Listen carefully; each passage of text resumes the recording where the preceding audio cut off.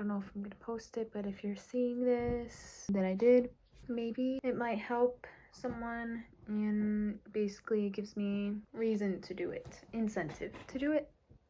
So I'm going to start off with reading the exercise. To aid those who wish to see themselves as they really are, the following list of questions has been prepared.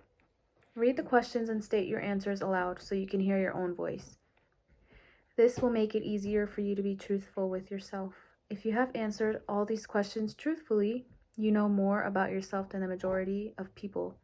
Study these questions carefully, come back to them once each week for several months, and be astounded at the amount of additional knowledge of great value to yourself you will have gained by the simple method of answering the questions truthfully.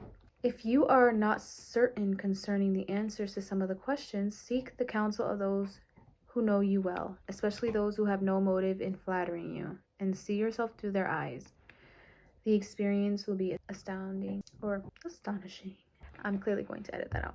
First question is, do you complain often of feeling bad? And if so, what is the cause? I think now, with knowing what I know about the reality of this whole thing that we live in called life, I learned that when I did complain of feeling bad, it was usually stemmed from feeling that somebody can have the solution for me. Someone can save me. Sometimes my unprocessed emotions will manifest themselves as stomach aches, or that was a big thing for me, and I would get hives as well, especially if I'm stressed. That was like a little hell for me.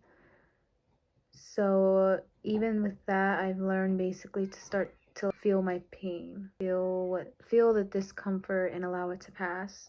So the cause would usually be me wanting to be saved in some way, wanting someone to give me the solution to my problems. 2, do you find fault with other people at the slightest provocation? No. I would say my old self used to, but that's a talk for another day. 3, do you frequently make mistakes in your work? And if so, why?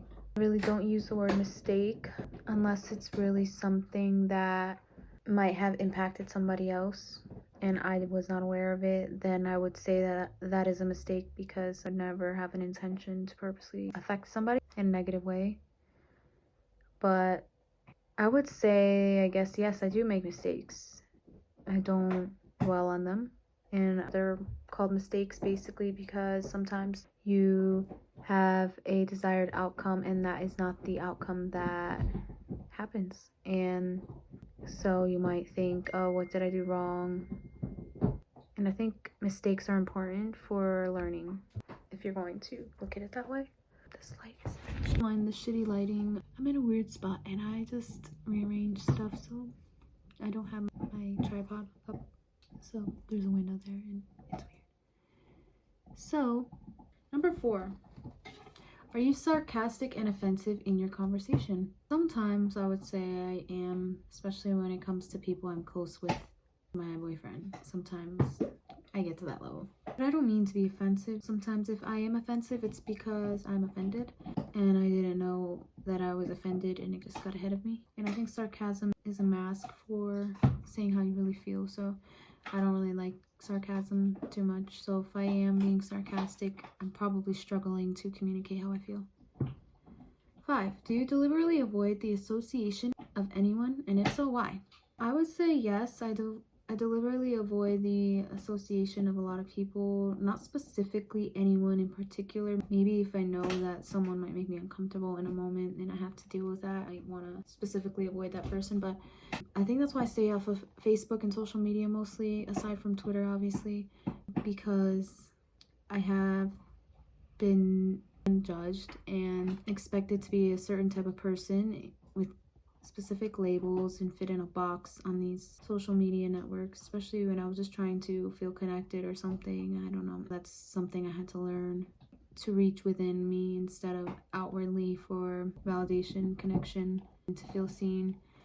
Because the attempts that I've made throughout the years, I've learned that people will take things personal, even if it's just your journey, and make you feel like you're wrong for expressing yourself. So that's what I do avoid, but I think I'm getting out of that. 6, do you suffer frequently with indigestion? If so, what's the cause? Sometimes I feel like I'm suffering from indigestion, not really suffering, but I would say the cause would be sometimes if I'm stressed, obviously it's going to affect my solar plexus area, so it's going to give me jitters and stuff, so my stomach processing might not be at its optimal. A lot of other times is because I don't have a consistent dinner schedule, so I'll go to sleep 2 hours after eating. Sometimes I eat a little late. It's hard for me because I've been a snacker, a big snacker, and I used to be an alcoholic. I used to be into some deep drugs and dopamine addiction. We all have that, but when you have these other drugs affecting you, it is gonna mess up a lot of stuff. So definitely didn't get a consistent eating schedule until the last year or so, where things started getting more stable in my life and I started cooking again with love. That's my favorite part. So I'll do a couple more questions and then I'll save the rest for another video. Maybe these questions might help you understand yourself too. If you ask them yourself, skip through my answers if that's helpful for you. 7. Does life seem futile and the future hopeless to you? If so, why?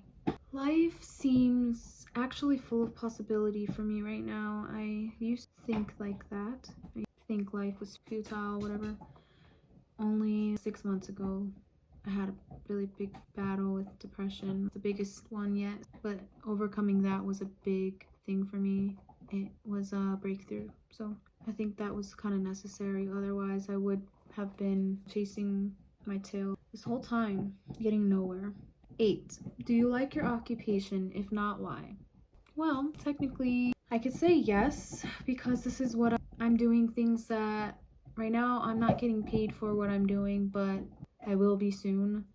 So the fact that I love to do this without even getting paid seems like a big thing, I guess. So I would say my occupation, my vocation, yes, I do love it. I get to be an artist and I also get to just embody my truth and express myself freely in whatever ways that might be. And I think that's a beautiful thing that I wish for everybody. I also was a veteran, so I get military disability pay. So it's almost like I tell myself I get paid for doing what I love. 9. Do you often feel self-pity? And if so, why? I would say maybe at least once. If it's a good day, maybe that's a really good day if I don't have a feeling of self-doubt at least once a day. Self-pity, and I don't even know, maybe self-doubt is more the word, but self-pity. So I would say maybe once a week or so when it's self-pity, really feeling bad for myself. Usually if I feel that, it's me feeling hopeless. So I would say once in a blue moon. Now self-doubt is another thing, of course. So number 10, are you envious of those who excel you? I finally can say I'm at a point where I've learned to celebrate the success of others. It actually does bring me joy because I know that this is another version of me taking this path, and I'm happy that they get to express themselves in the way that makes them happy. I like seeing that in the world. It inspires me.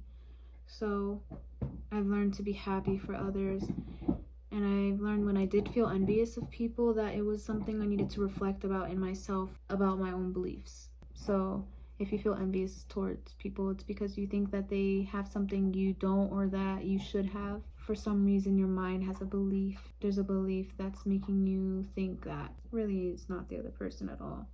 So that's 10 questions. There are 62 altogether. Maybe I'll just do this for fun as a way of being consistent with this page, and I don't know, I guess maybe some people might feel attracted to my message. Like I said, not my message, but the awareness, consciousness message, and be able to pass it on to others too, because clearly that's what makes us a better place. It's not going to be fighting, resisting, going against, hating each other, expecting people to do something about it when we're not even doing anything about it. So if you think that things should be different, ask yourself, what am I doing to make a difference? And I hope you can find something that makes you feel that and not feel the need to project it in others. Ultimately, at the end of the day, this darkness is intent on creating separation. And if we keep falling for it, then they win. So hopefully these questions get you to think about your life as I will think about mine.